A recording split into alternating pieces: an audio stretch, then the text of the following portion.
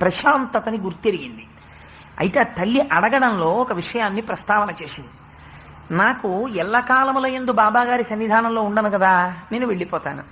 అందుకని నేను బాబాగారికి శిష్యురాలను అనిపించుకుని వెళ్ళాలి. విడితే నాకేమవుతుంది, వారికి నాకు గురు శిష్య సంబంధం ఏర్పడుతుంది. అందుచేత గురు శిష్య సంబంధం ఏర్పడాలంటే వారి దగ్గర నేను ఉపదేశమును పొందాలి.